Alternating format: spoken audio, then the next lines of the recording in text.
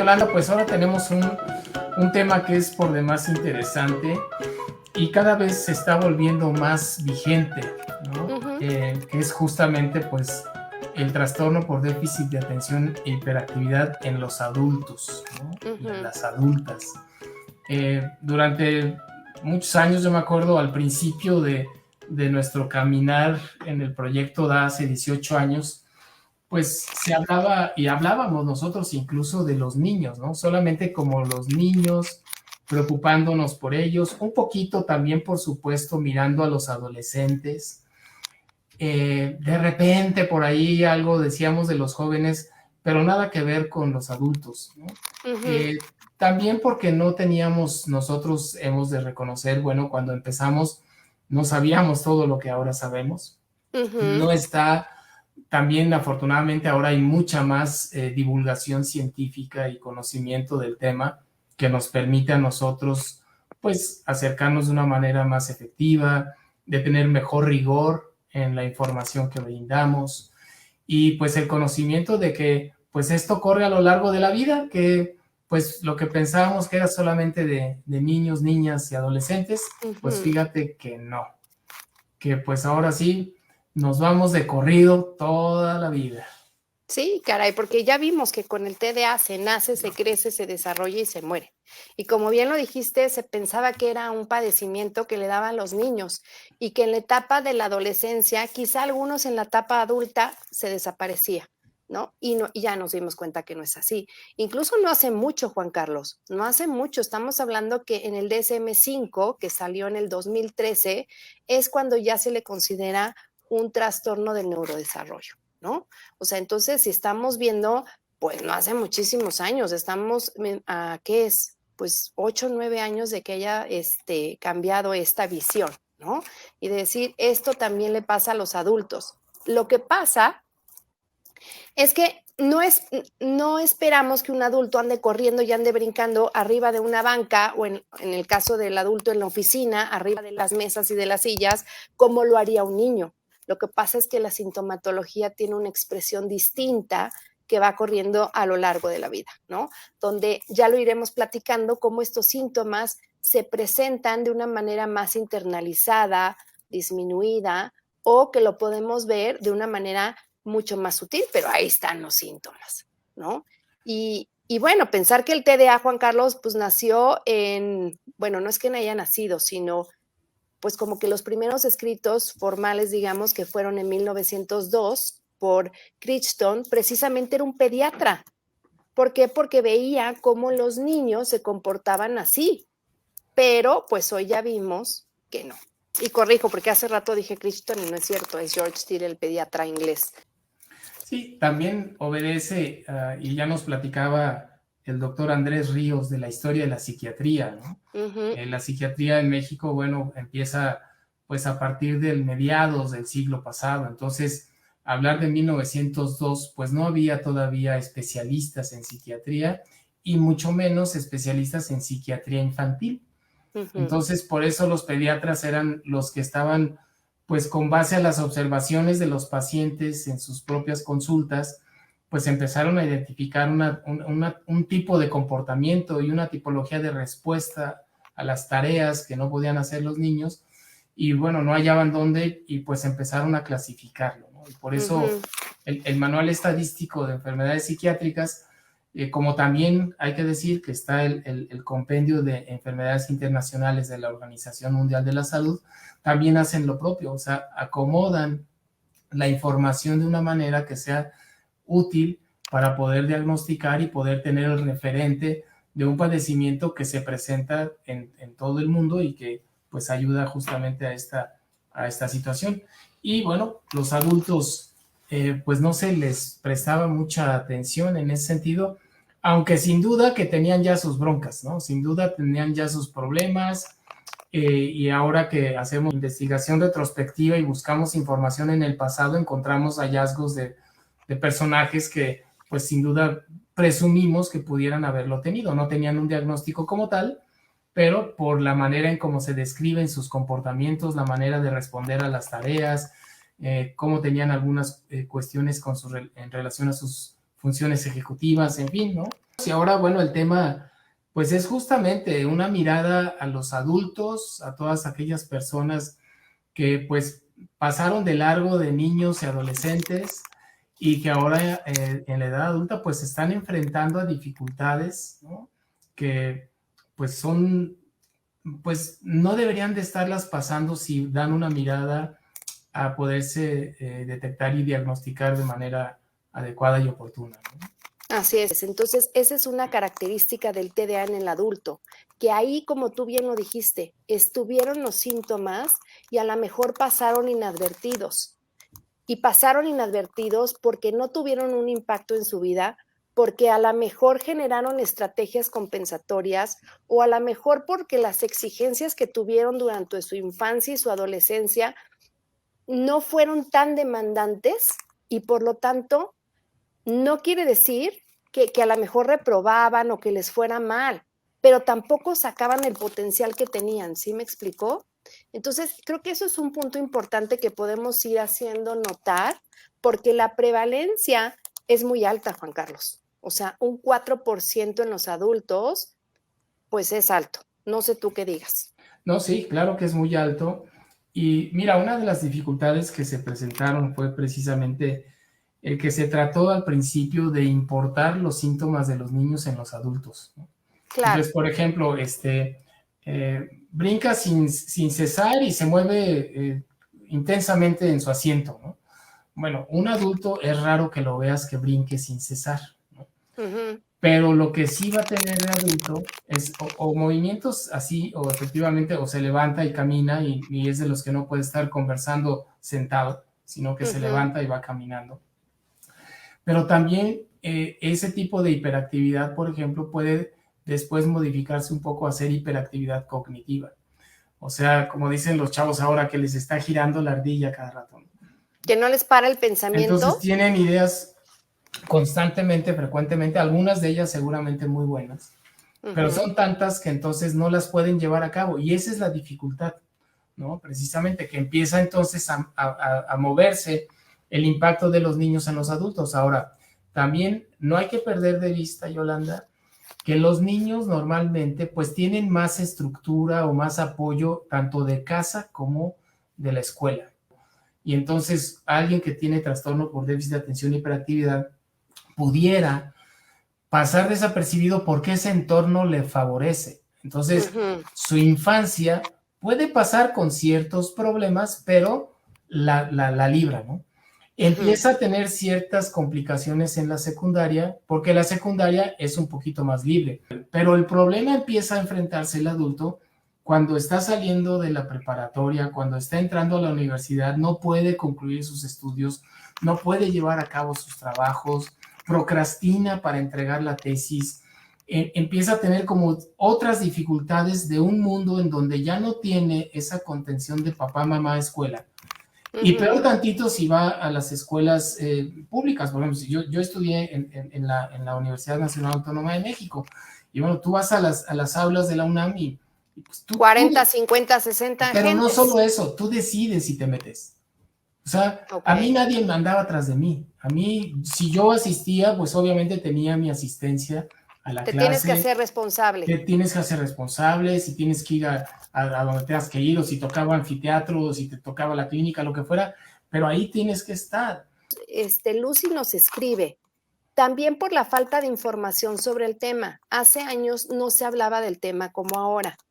Entonces, por eso es que hay muchos adultos, Juan Carlos, que hoy no han sido diagnosticados. ¿Por qué? Porque no se conocía el tema. Obviamente, lo primero que se decía es que ese niño, pues era un niño latoso, era un niño a lo mejor con una muy mala crianza, con padres ausentes, con un hogar desestructurado, niños rebeldes, flojos, tontos incluso. Y entonces, así crecieron. Y fueron, como yo digo, en la ley de la selva tratando de subsistir y finalmente hoy llegaron a ser adultos y un adulto que no ha sido diagnosticado y por supuesto no ha sido tratado, precisamente por esa falta de información. Bendito hoy, ya se está hablando más del tema, ya hay más conocimiento y esto precisamente que estamos haciendo a través de las redes es poder difundir la información. Así es, y reconocer también que, bueno, hoy sabemos que el TDA pues tiene un 75% de heredabilidad. ¿Esto qué significa? Que, bueno, se pasa, o la probabilidad de pasar de padres a hijos es de un 75%. Sabemos que hay evidencia genética, o sea que hay genes que están involucrados en este problema que se tiene sobre todo en la zona de los frontales, ¿no?, del cerebro. Y bueno, es algo que hay que tener en cuenta. Antes se decía que pues el TDA daba a los niños adolescentes y listo, ¿no? Ya, lo que te pegó y lo que ya no, pues ya como quieras sales adelante. Hoy no, hoy sabemos que no, que puede incluso debutar en la juventud. O sea, puede estar latente ahí porque hay un paquete genético, pero el ambiente desfavorable puede jalar el gatillo y ¡pam!, se expresa, ¿no? Por eso se dice que debuta cuando se es joven o incluso algún adulto. Entonces, pues es importante, fíjate, la Organización Mundial de la Salud, Yolanda, preocupada por esta situación a nivel internacional, justamente diseñó con el apoyo de varios especialistas un cuestionario que es autocontestable para los adultos, ¿no? Que la verdad es muy útil. Si me permites, lo podría yo compartir. Entonces, bueno, aquí la Organización Mundial de la Salud diseña este cuestionario porque muchas personas padecen el TDA y no se dan cuenta, realmente ese es el origen y la motivación, ¿no? ¿Y por qué justamente la Organización Mundial de la Salud lo establece? Y dice que es porque muchas veces los síntomas de los adultos se confunden con el estrés y con otros problemas que se tienen en la vida diaria y no lo relacionan con un posible trastorno por déficit de atención e hiperactividad. Entonces, bueno, la advertencia sana de esta cosa es que el cuestionario se puede usar como un punto de partida, ¿no? Solamente para ayudar a reconocer si hay algunos síntomas presentes en las personas adultas y que esto ayude a acercarse con un profesional de la salud. Más aún, este cuestionario, al marcarlo, pues si sospechan que lo tienen, pueden llevarlo con el especialista y eso le va a servir como punto de partida. Hay que responder a estas preguntas evaluándose a sí mismo. Es un cuestionario autocontestable, o sea, nadie te lo va a aplicar. Tú mismo como adulto te sientas, lo ves y contestas calificándote a ti mismo con base a las preguntas y la frecuencia con la que se presenta el problema que tú está señalándose ahí. Entonces, por ejemplo, en el número 1 dice, ¿con qué frecuencia le cuesta concluir los detalles finales de un proyecto una vez que ya ha terminado las partes que constituyen un reto? Y entonces tú marcas en la casilla que corresponda, ¿no? Si es nunca, o sea, que nunca tienes problema para finalizarlos, casi nunca, a veces, a menudo y con mucha frecuencia, ¿sí? Esto tiene que compararse contra qué tantas veces estás pasando por una situación de esto, de que tú en un trabajo, en una actividad determinada, ya hiciste lo más difícil y dejas lo más fácil para el final y no lo haces. Y cuando acuerdas, ya perdiste de vista y entonces ya no lo hiciste, ¿no? ¿Qué tan honesto eres, qué tan honesta eres con tus respuestas? Es lo que va a ayudar para poder acercarte o no a la posibilidad de tener un trastorno por déficit de atención, ¿no? Ahora, aquí yo también, para hacer un paréntesis, es el que mencionemos estas cosas no significa que no veamos también en otro momento las cosas positivas que puede tener una persona, pero como persona, por su inteligencia, por su creatividad, por sus habilidades. Pero el TDA, pues hoy por hoy, discúlpenme, pero el TDA no es agradable para nadie, ¿no? No, es una barrera, por supuesto. Entonces, en ese sentido es en lo que nos estamos como enfocando, ¿no? La tercera es con qué frecuencia tiene problemas para recordar citas u obligaciones.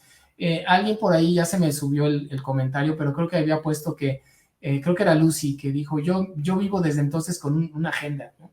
Mi agenda es la que me está avisando. Y sí, afortunadamente hay más recursos ahora para recordarnos las cosas y evitar que se nos pasen, pero a veces aún, a pesar de ello, las olvidamos, ¿no?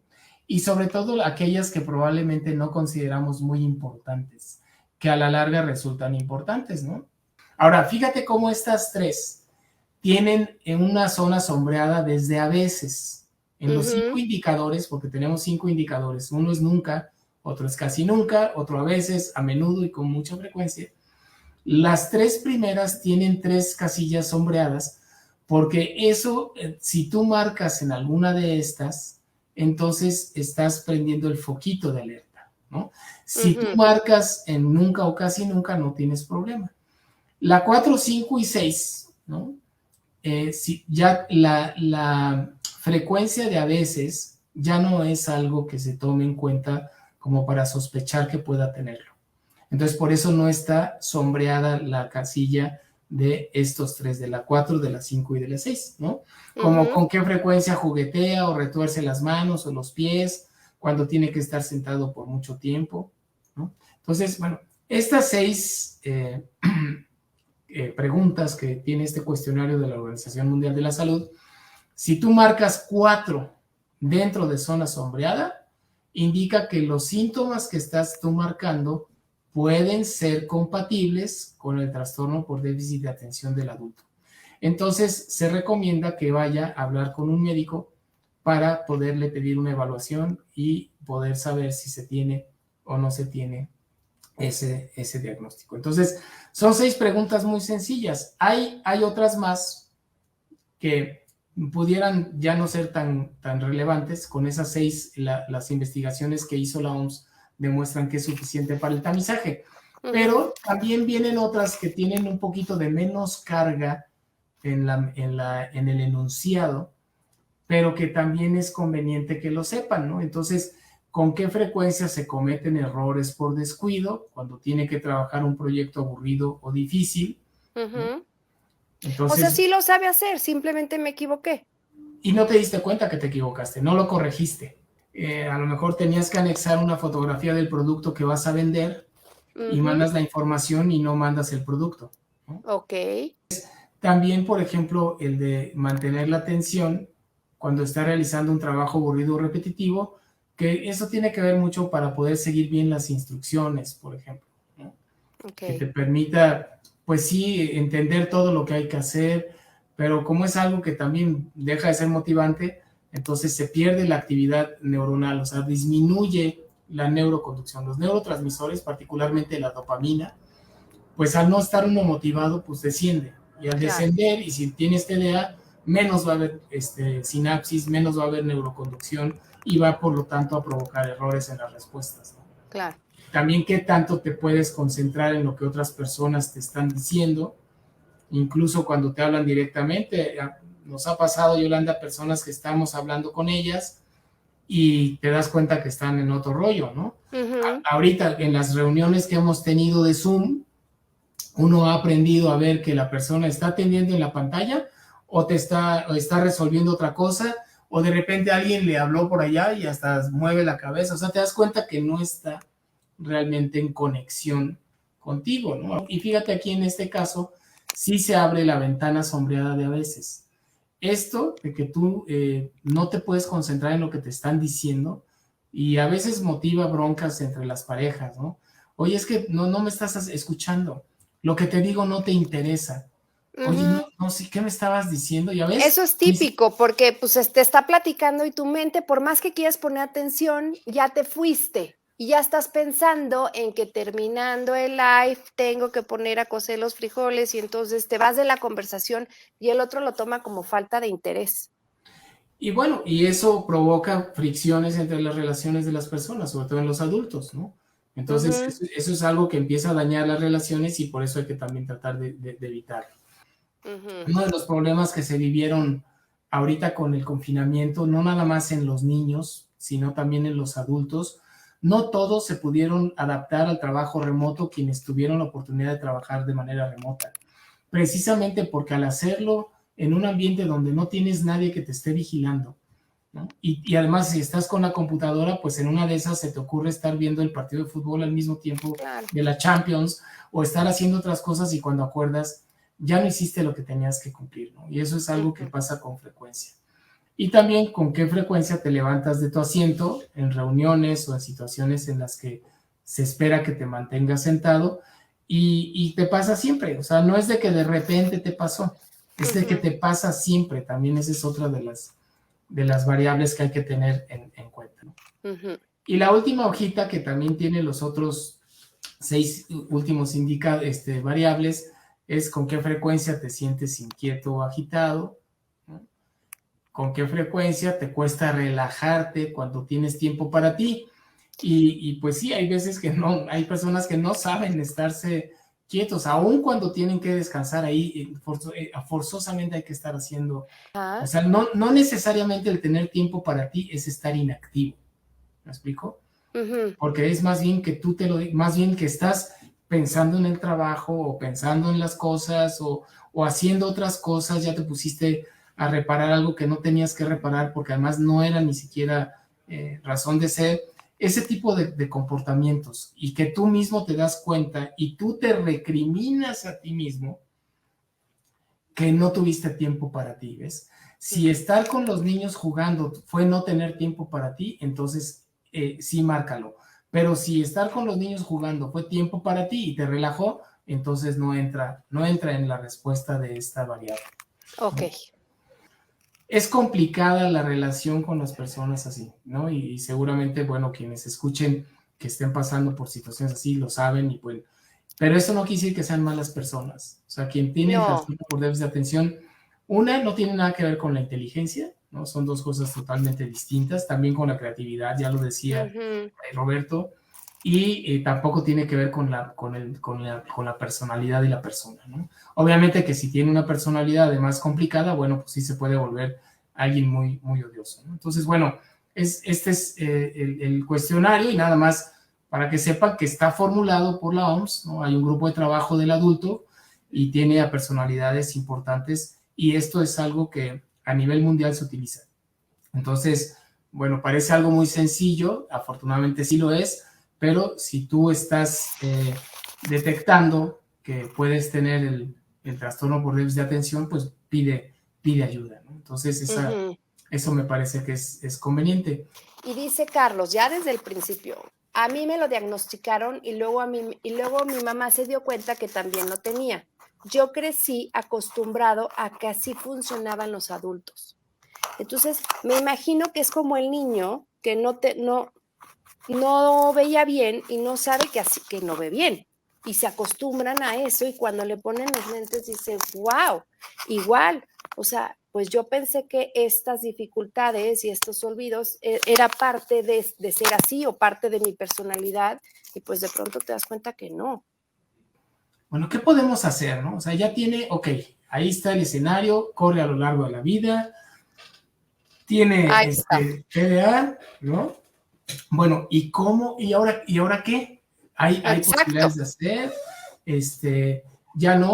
Pero primero es esta parte, bueno, ya me diagnosticaron a los 50 años y ahora qué, ¿puedo tener un tratamiento? Sí. O sea, ¿hay manera de ayudarlos? Sí, y maneras efectivas y eficientes. E incluso, mira, nosotros tenemos un par de libros que es interesante que los conozcan porque es que se llama Caminando hacia un nuevo potencial. Ahí yo creo que lo alcanzas a ver. No sé si brilla mucho con la luz.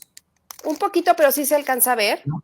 Bueno, este libro lo hizo el doctor Oren Mason. Oren Mason es un médico familiar de Estados Unidos que tiene una historia muy interesante, pero bueno, él era de los que no creía que el trastorno por déficit de atención y hiperactividad realmente tendría que tenérsele mucho en cuenta.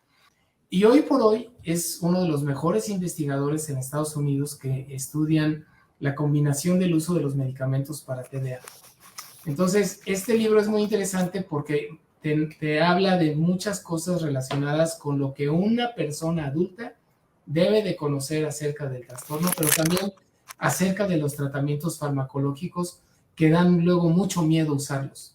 Y entonces él lo narra desde su experiencia personal. O sea, es que finalmente Oren Mason, y lo narra en su libro, dice, yo hubiera llegado al punto donde estoy, a ser médico familiar. Nada más que el camino hubiera sido muy distinto. Porque fue un camino donde él tuvo que hacer grandes esfuerzos para estudiar, para aprobar materias, para, ¿no?, ir desarrollando estrategias compensatorias. Me dijo, si él hubiera recibido el tratamiento indicado desde un principio, su vida hubiera sido muy distinta en el proceso. Ahí y sí. no podemos dejar todo en el fármaco, Juan Carlos, porque no. No. O sea, no, hay que generar estrategias.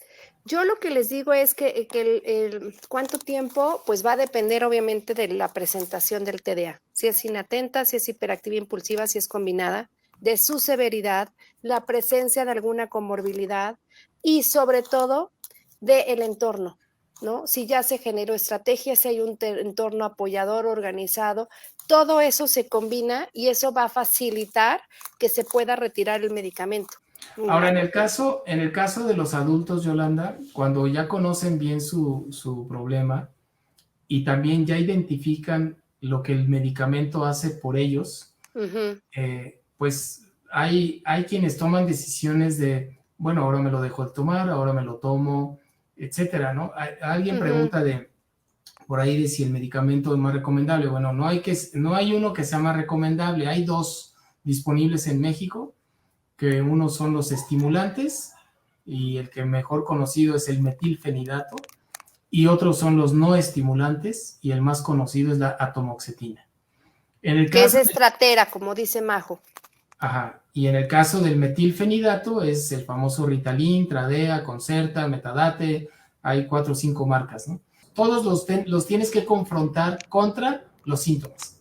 Ese es tu indicador, ¿no? No tenemos un marcador biológico, no hay un termómetro para ver si te bajó la fiebre y el medicamento que te dimos ya funcionó. Aquí lo que tenemos es en qué te estaba afectando el trastorno y el medicamento tiene que ayudarte a que eso ya no te afecte. No, y hay algunos médicos que cuando ya se encontró el medicamento y la dosis te pueden espaciar a cada 2, 3 veces incluso, ¿no? Para seguir monitoreando el medicamento. Así es, y bueno, y como dicen ahí también, hay necesidad de estrategia, sí, también necesitan cierta intervención terapéutica del psicólogo, también incluso el coaching puede funcionar, el mindfulness también funciona muy bien en los adultos, ¿no? Situaciones que complementan para ayudar al bienestar de la persona. El medicamento no lo va a hacer todo. Si le quieren apostar todo el medicamento, también sería un error. Y si un médico les dice que con eso les va también a apostar todo, eso sería un error. Hay que complementar con otras cosas, ¿no? Empiecen leyendo el libro de Orrin Mason porque de verdad es un muy buen libro donde van a entender perfectamente lo que es el TDA en el adulto y sobre todo cómo trabajan los fármacos. Pues creo que ahí le dejamos, Yolanda, ¿no? Dejamos ya la probadita para la próxima. Pues buenas noches, Yolanda. Bye.